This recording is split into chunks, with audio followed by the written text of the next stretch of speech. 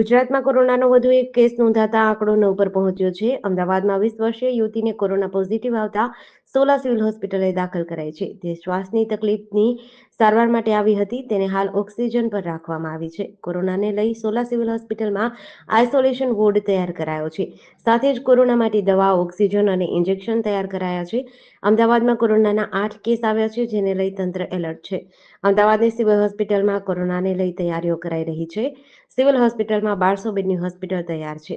ઓક્સિજનની જરૂર ઊભી થાય તો 20,000 લીટર 2 ઓક્સિજન ટેન્ક પણ તૈયાર રાખવામાં આવી છે. આ ઉપરાંત સિવિલ હોસ્પિટલના સુપ્રિન્ટેન્ડન્ટ દ્વારા લોકોને સાવચેતી રાખવા સૂચના આપવામાં આવી છે. રાજસ્થાનના બિકાનેરથી પીએમ નરેન્દ્ર મોદી આજે ભારતભરમાં 103 રેલવે સ્ટેશનનું વર્ચ્યુઅલ લોકાર્પણ કર્યું છે, જેનું અમૃત ભારત સ્ટેશન યોજના હેઠળ નવીનીકરણ કરવામાં આવ્યું હતું, જેમાં ગુજરાતના 18 રેલવે સ્ટેશનનો સમાવેશ થાય છે. ગુજરાતના 18 પૈકી લીંબડી રેલવે સ્ટેશનના ઉદ્ઘાટન પ્રસંગે મુખ્યમંત્રી ભૂપેન્દ્ર પટેલે હાજરી આપી હતી.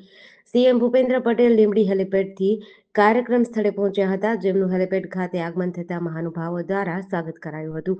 પ્રધાનમંત્રી નરેન્દ્ર મોદીએ રાજસ્થાનના બિકાનેરથી અમૃત ભારત સ્ટેશન યોજના હેઠળ પુનઃ વિકસિત દેશનું રેલવે સ્ટેશનનું ઉદ્ઘાટન કર્યું હતું. આ ઉપરાંત શિલાન્યાસ કરવામાં આવ્યો હતો અને 26,000 કરોડ રૂપિયાથી વધુના ખર્ચે અનેક વિકાસ પ્રોજેક્ટનું ઉદ્ઘાટન કરવામાં આવ્યું હતું.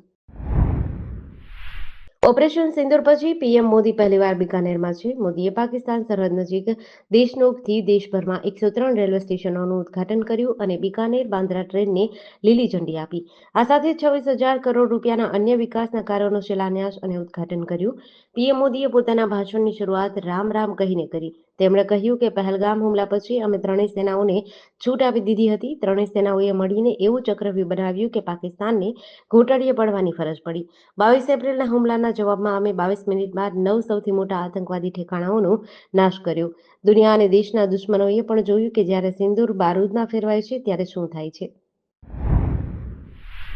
પાકિસ્તાન માટે જાસૂસી કરવાના શંકાસ્પદ આરોપસર ધરપકડ કરાયેલી હરિયાણાના હિસારની યુટ્યુબર જ્યોતિ મલ્હોત્રાએ ગુરુવારે સવારે લગભગ 9 વાગ્યે હિસાર પોલીસ કોર્ટમાં હાજર કરવામાં આવી હતી. હિસાર કોર્ટમાં લગભગ 1.5 કલાક સુધી રિમાન્ડ મામલે ચર્ચા થઈ હતી, જે બાદ હિસાર પોલીસને વધુ 4 દિવસના રિમાન્ડ મળ્યા હતા. જ્યોતિને હાઈ સિક્યોરિટીમાં લાવવામાં આવી હતી. આ દરમિયાન તેના પરિવારના સભ્યોને પણ તેની નજીક આવવા દીધા ન હતા. જ્યોતિની 16 મેના રોજ ધરપકડ કરાઈ હતી. બાદમાં 5 દિવસના રિમાન્ડ પર હતી. ત્યારે હિસાર પોલીસ ઉપરાંત એનઆઈએ, મિલિટરી ઇન્ટેલિજન્સ, આઈબી અને અન્ય ગુપ્તચર એજન્સીઓ દ્વારા તેની પૂછપરછ કરાઈ હતી. એનઆઈએના સૂત્રો અનુસાર પહેલગામ આતંકવાદી હુમલામાં જ્યોતિની ભૂમિકાની તપાસ કરવામાં આવી રહી છે.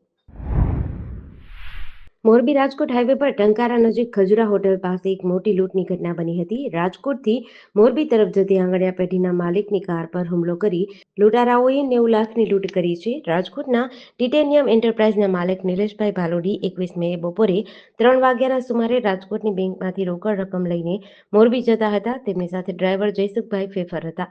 મિતાણા નજીકથી 2 અલગ-અલગ કારમાં આવેલા લૂંટારાઓએ તેમની કારને રોકવાનો પ્રયાસ કર્યો. ડ્રાઈવરે કાર ન રોકતા લૂંટારાઓએ બલેનો કાર વડે ટક્કર મારી હતી. નંબર પ્લેટ વગરની પોલો કારમાં આવેલા લૂંટારાઓએ હાથમાં ધોકા સાથે ફરિયાદી અને ડ્રાઈવરને કારમાંથી ઉતાર્યા હતા. લૂંટારાઓએ કારમાંથી રોકડ રકમ ભરેલા થેલા લૂંટી લીધા હતા.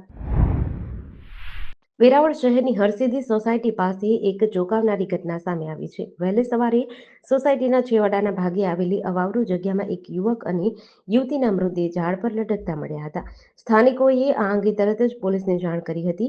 ઘટનાની માહિતી મળતા વેરાવળ સિટી પોલીસના પીએસઆઈ જીએન કાછડ સહિતનો પોલીસ સ્ટાફ ઘટના સ્થળે પહોંચ્યો હતો. પોલીસે બંને મૃતદેહને પીએમ માટે વેરાવળ સિવિલ હોસ્પિટલે ખસેડ્યા હતા. પ્રાથમિક તપાસમાં મૃતક યુવતી ખારવા સમાજના હોવાનું જાણવા મળ્યું હતું. મૃતક યુવકની ઓળખ કમલેશ કિશનભાઈ ભારાવાલા તરીકે થઈ છે, જે પરણિત હતું. યુવતીની ઓળખ નંદની વેલજીભાઈ કુહાડા તરીકે થઈ છે.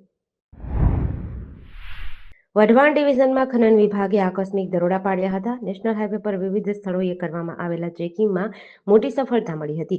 અધિકારીઓએ ગેરકાયદેસર ખનન કરતા 19 ડમ્પર અને એક જેસીબી મશીન જપ્ત કર્યા છે. કુલ 7.73 કરોડનો મુદ્દામાલ જપ્ત કર્યો છે.